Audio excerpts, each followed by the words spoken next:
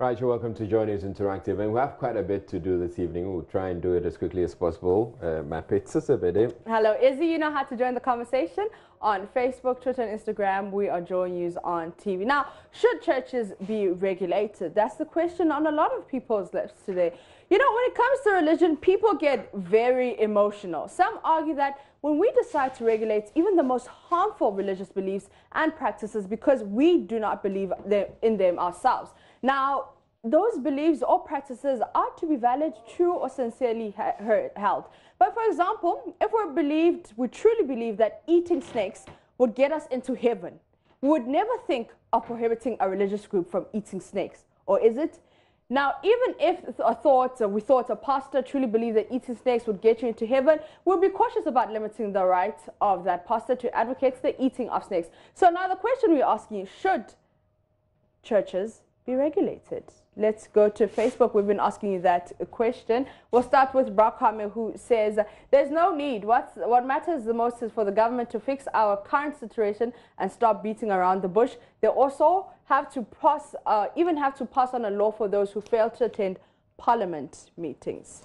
Dawn Ganu says we need a body to regulate religious activities in the country. Even the UK, where our Christianity comes from, has a charities commission, and no religious or charity organization can operate without first registering with them, and the organization must submit yearly accounts to the commission spelling how all funds raised are used. Failure to do so will lead to the closure of the organization. This has nothing to do with the freedom of worship or freedom of association.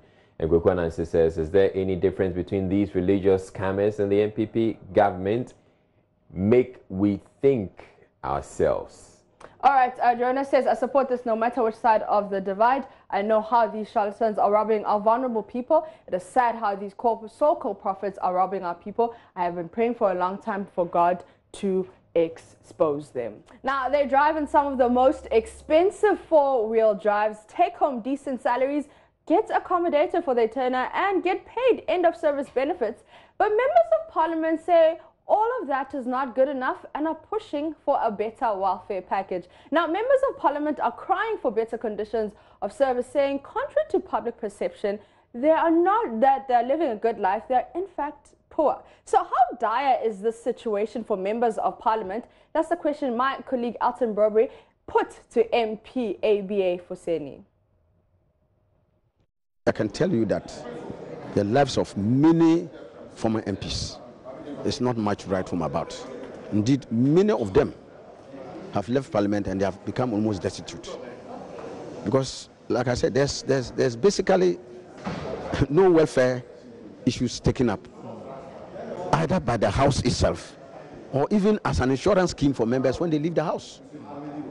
I can tell you that when members of parliament are still active in their offices, the kinds of pressures that they undergo from constituents is unimaginable. It leaves them, in fact, a vast majority of them in debt. Now, of course, you have a lot to say about this. Let's quickly go to Facebook and see what you have to say. We'll start with Abdul, who says, once they get elected as politicians, they begin to think they are wiser than everyone else. If your working conditions are poor, how then do we describe that of teachers, especially in remote areas, nurses, the police, and other government workers? If teachers could be given 10,000 Ghana cedis at end of every 10 years of dedicated service, I guess they wouldn't complain. Your sitting allowances alone can cater for some workers' monthly salaries. Stop being selfish. Kwabena Boateng says, all you think about is your stomach. What better improvement have you brought to the country? And Kwating David says, do you, when they speak good, that's if it's about them, and I believe he's fasting too. All right, Sylvester says that's all they're good for. Upon all what your people are getting, you still want more. Ask yourself, what have you done to deserve more salary? All right, so before we go to our last story, I'm sure you've seen the pictures of Stonebwoy and Shatta Wale, and it seems like, you know what, the beef may be squashed, or are they pretending? We don't know. Yeah, but we don't know. We don't know. But on Twitter, they've been trending #1, hashtag Shatta Stone. Number 2, Stonebwoy. Yes. Okay. And number 3 is Nana Aba. Okay, let's check out some tweets from hashtag Shatta Stone. Now I can shout pa pa pa pa pa. Then you respond by saying bim. Thank you, Stonebwoy and Shatta Wale and Stonebwoy. And then Boys Ayeshe says, now he left one thing way for happening. Nana Akufo-Addo, please add Nana Nabaa to our list of ministers. She's the new minister for peace. Shatta Stone. Well, you saw the picture. Yeah, I saw the photo. I saw the photo. All right. All right, so Shatta House could have used the bad incident to bring these guys together and win some public confidence, but it chose to ban them. Let's see what the future brings. In every happening, business must look for some good and take rash decisions. Now, Izzy, I hear there's a case of a missing person. Oh, yeah. There's one gentleman who, a die-hard Arsenal fan who went off Facebook. In fact, he was missing. Let's just watch this video he put out before he went missing. Okay, my name is Anil Sabu. Yes. We are the Palms. Yes. Here in Pram Pram. Okay. 24th of March, 2019. Okay. I'm here with the Manchester United, two Manchester United fans. Yes. Jemima is recording. Yes. If Arsenal does not qualify for the Champions League, when you see me, don't call me Anil Sabu. Call me Yamansa Grace. Call me Yamansa Grace. You are in trouble. Yamansa. If we don't qualify for Champions League, call me Yamansa. Oh, sir, you in trouble.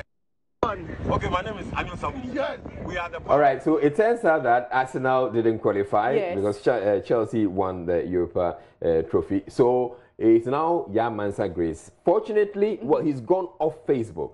But fortunately, I've been able to pull him out of his hideout, and he's joining us via Skype. Hello, Annie. Can you tell us why you've gone missing and actually gone off Facebook all this while? Oh, I think my account has been hacked. So no, your account has not been hacked. Who would hack your account? Yeah, I can't access my password, so it's been very difficult for me because of the traffic to my timeline. So yeah, so that's the only problem. But apart from that, I think it's kind of a very difficult thing after all the bragging and things to come back and I mean, the truth is I've been hurting a lot. Yesterday, for example, when Arsenal went 3-1 down, I had to squeeze myself through, a window to get out of the spot. I was watching the game and come home. And then when I came, I realized that most of the guys were following me to my house. So I just had to pull the plug from the main switch. So the whole house was blacked out so that I could, sleep. It was a very difficult thing for me, trust me. I don't know how much I've invested my emotions in this club, and I couldn't believe that it could affect me this much. Yeah. So why don't you give up on Arsenal? I can't give up. I started supporting Arsenal since 1993 when Arsenal won the FA Cup against Sheffield Wednesday, and I saw Ian Wright, and I was so motivated by the fact that you see a black guy who is so talented and powerful. And then I've seen good times, but I never in my wildest dream imagined that we could, hit this rock bottom. And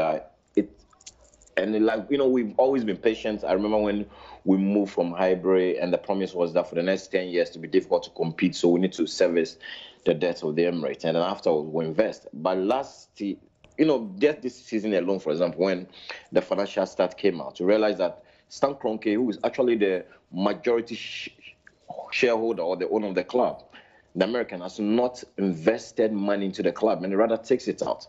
As we speak, our transfer for the season, because we are unable to go to Champions League, is £40 million.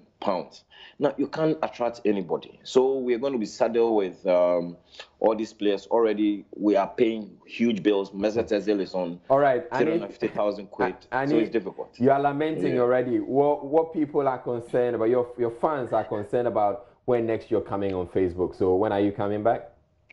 I get myself till Mondays. Hopefully, I should be able to recover. They can't wait. Just show up. Just log on. Okay? Yeah, I'm thinking. See, when I got married 23rd March, I went to London and I bought Arsenal shirt with my marriage date on it. Now, I don't know what to make of this shirt again. Can you imagine? All right, Annie Osabote. But you accept that now you are Yamansa Grace, right? It is a DDT that I've drunk, so I just have to accept it. I'm dead. All right, thank you very much, Yamansa Grace, formerly known as Annie Osabote, die-hard Arsenal fan. I mean, my heart goes out to all the Arsenal fans. Yeah, you know how to continue the conversation on Facebook, Twitter, and Instagram. We're joining you on TV, and I am a Pizza CVD.